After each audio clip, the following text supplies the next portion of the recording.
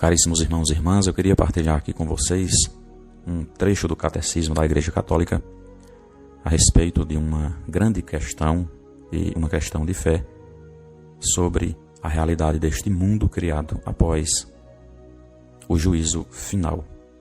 É uma questão basicamente escatológica, porque é uma realidade pós-fim dos tempos.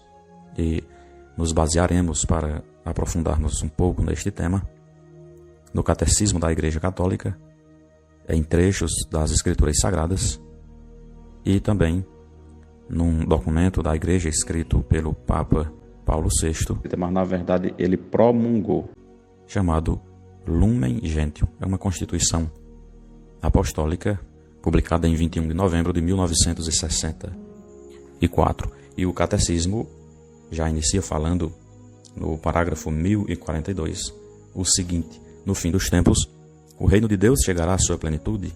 Depois do juízo universal, os justos reinarão para sempre com Cristo, glorificados em corpo e alma, e o próprio universo será renovado. Então, a Igreja, aqui na sua sabedoria, inspirada por Deus, nos afirma que os justos reinarão para sempre com Cristo, glorificados em corpo e alma, e o próprio universo, ou seja, este mundo criado, será renovado. Aqui nós vemos uma afirmação contida na Lumen Gentium, que diz o seguinte: então a Igreja será consumada na glória celeste, quando chegar o tempo da restauração de todas as coisas, e com o gênero humano também o mundo todo, que está intimamente ligado ao homem e por meio dele atinge sua finalidade, encontrará sua restauração definitiva em Cristo. Aqui nós vemos estas afirmações sobre novos céus e nova terra. Lembremos aqui do que afirma São João no livro do Apocalipse. Ele vai falar de novos céus e nova terra. Prossegue o Catecismo no parágrafo 1043, a esta renovação misteriosa que há de transformar a humanidade e o mundo, a Sagrada Escritura denomina novos céus e uma nova terra. Será a realização definitiva do projeto de Deus para realizá-lo na plenitude dos tempos e reencabeçar tudo em Cristo, tudo o que existe no céu e na terra. Neste universo novo, a Jerusalém celeste, Deus terá sua morada entre os homens. Que realidade, meus irmãos e minhas irmãs, e aqui nós nos deparamos com um mistério e podemos parar neste ponto e meditar. O grande desejo de Deus de sempre habitar entre os homens. Hoje, Deus habita através da sua presença que está no interior de cada homem, de cada mulher, de cada ser humano, de cada filho seu. Mas aqui a doutrina, os santos autores, na sua sabedoria, eles estão afirmando esta grande verdade, que neste universo novo, nesta realidade vindoura de mundo, Deus terá a sua morada entre os homens. E esta afirmação, além de nos trazer conhecimento, nos traz também paz, nos traz alívio em saber que é perene este desejo no coração de Deus de habitar entre nós. Ele enxugará toda lágrima dos seus olhos, a morte não existirá mais, e não haverá mais luto, nem grito, nem dor, porque as coisas anteriores passaram. Esta afirmação está no livro de Apocalipse, no capítulo 21, número 4.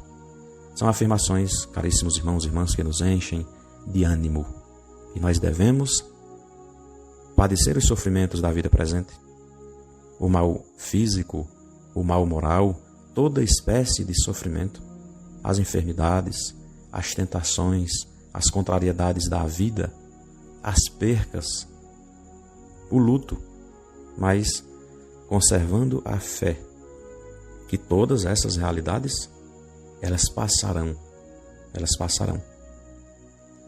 Para o homem, esta consumação será a realização última da unidade do gênero humano, desejada por Deus desde a criação, e da qual a Igreja peregrinante era como o sacramento. Olhando para esta afirmação, nós lembramos que em outras partes, o Catecismo da Igreja Católica explica esta realidade sacramental da Igreja. A Igreja, segundo o Catecismo, é o sacramento universal da salvação. Deus, através da sua Igreja, deseja unificar no mesmo Espírito, no mesmo corpo, todos. Portanto, a Igreja é chamada de sacramento universal da salvação. Prosseguindo aqui, temos uma afirmação de São João, também no livro do Apocalipse, que diz: vi também a cidade santa, a nova Jerusalém descendo do céu, de junto de Deus. Apocalipse 21, versículo 2. A esposa do Cordeiro. Apocalipse 21, versículo 9. São visões que nos apontam a grande alegria e a grande paz que sentiremos nesta nova terra, neste novo mundo, na nova Jerusalém, profetizada por São João. Ela não será mais ferida pelo pecado, pelas impurezas, pelo amor próprio que destroem ou ferem a comunidade terrestre dos homens. A visão beatífica, na qual Deus se revelará de maneira inesgotável aos eleitos, será a fonte inesgotável de felicidade, de paz e de comunhão mútua. E aqui, esta visão beatífica, que é a visão que já possuem os santos que estão na glória, a nossa fé é que um dia, depois da nossa ressurreição em Cristo, nós também contemplaremos Deus face a face. Para isso, meus irmãos e minhas irmãs, precisamos permanecer fiéis, sermos soldados corajosos na luta, buscando os sacramentos, buscando mudança de vida, conversão, buscando intimidade com Deus na oração. Só assim caminharemos rumo a esta felicidade, a esta realidade que as Escrituras Sagradas, o próprio Deus, nos revela. E aqui mais uma informação importante no parágrafo 1046. Quanto ao cosmos, a revelação afirma a profunda comunidade de destino do mundo material e do homem. E esta revelação está contida nas Sagradas Escrituras. Nós podemos meditar em Romanos 8, do versículo 19 ao 23, onde São Paulo afirma: de fato, toda criação espera ansiosamente a revelação dos filhos de Deus. Também a própria criação espera ser libertada da escravidão, da corrupção. Com efeito, sabemos que toda criação, até o presente, está gemendo como que em dores de parto. E não somente ela, mas também nós, que temos as primícias do Espírito. Gememos em nosso íntimo, esperando a condição filial, a redenção de nosso corpo. E para finalizar, ficamos com a seguinte afirmação do Catecismo, no capítulo 1047. E é como que uma resposta à grande pergunta: existe ou não existe um mundo após esse? A resposta é sim, mas um mundo renovado, um mundo glorificado, onde haverá, como já dito antes, apenas paz, o gozo eterno, a visão beatífica, a contemplação de Deus face a face. Uma paz que o mundo jamais viu, desde que o pecado começou a habitar.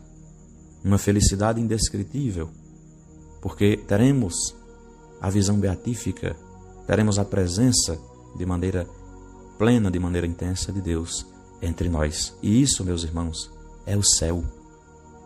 Isso é a vida eterna da qual tanto fala a Igreja, que os apóstolos falaram, que o próprio Jesus nos fala nos seus evangelhos, e que a Igreja peregrina insiste em afirmar, permanecer fiéis para um dia gozar desta vida eterna de junto de Deus. Então prossegue o Catecismo: o universo visível também está, portanto, destinado a ser transformado, a fim de que o próprio mundo, restaurado em seu primeiro estado, esteja sem mais nenhum obstáculo a serviço dos justos, participando de sua glorificação em Cristo ressuscitado. É interessante quando diz restaurado em seu primeiro estado, ou seja, naquele estado de origem, do qual fala no início do livro de Gênesis, quando Deus pensou em criar todo este universo, todo este mundo, e nele colocar todas as espécies de seres, de animais, de plantas, e depois, numa explosão, num derramamento, num transbordar de puro amor, criou o homem à sua imagem e semelhança. E é este estado de mundo e de seres humanos que Deus deseja devolver a nós. Tenhamos fé. Peçamos a Deus a força para peregrinar enquanto temos oportunidade, enquanto temos tempo, enquanto temos vida, para que, respondendo a esse amor que Deus nos tem e o amando de volta, possamos assim alcançar um dia esta felicidade que apenas Deus é quem nos dá.